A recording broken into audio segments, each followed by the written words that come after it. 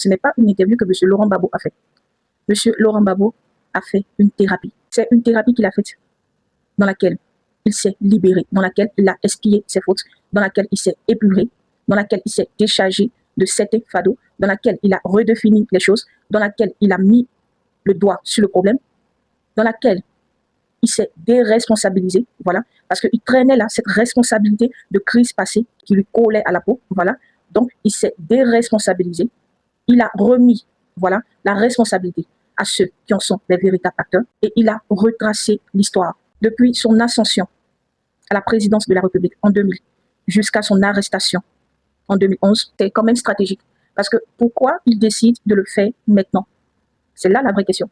Pourquoi pas avant et pourquoi maintenant? Pourquoi précisément dans ce contexte électoral? Dorénavant, il décide de s'émanciper politiquement et il place l'avenir de la Côte d'Ivoire entre les mains des Ivoiriens. Et pour la suite, il consacrera ses derniers jours, ses dernières forces à la bonne marche de son parti, avant de lever le pied et de passer le flambeau. Tant pour lui de retourner au bercail et de se consacrer pleinement à l'écriture.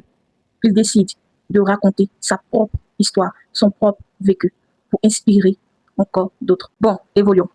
D'abord, la première phrase pour répondre à Alain.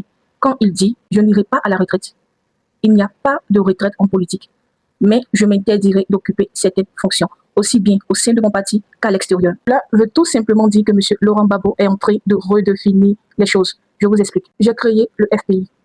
Et en 2011, j'ai été fait prisonnier incarcéré. À mon retour au pays, s'ensuit des querelles internes.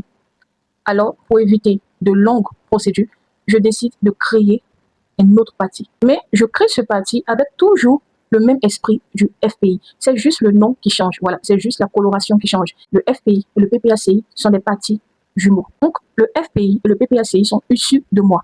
Ce sont de purs produits de moi. Je les ai conçus, je les ai allaités, je les ai bichonnés, je les ai engraissés, j'en ai pris soin. Et les partis, je peux en créer autant de fois que je le souhaite. Mais là, c'est le moment de stationner. Ce qui traduit le verbe conjugué « je m'interdirai ». Là, il s'auto-censure.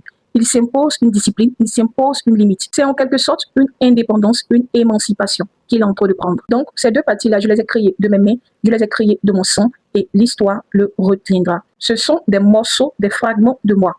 Et ces parties-là vivront toujours à travers moi. Donc, je ne quitte pas totalement l'espace politique. Seulement, je m'émancipe. C'est une discipline intérieure. On décide de faire ses propres choix sans forcément tenir compte de l'avis des autres. Cela montre qu'il est capable de se fixer ses propres limites, contrairement à d'autres qui veulent s'accrocher. Quand il dit à M. Foucault, je ne voulais plus être président, je ne voulais plus briguer un autre mandat après avoir créé le PPACI, mais sans doute par suggestion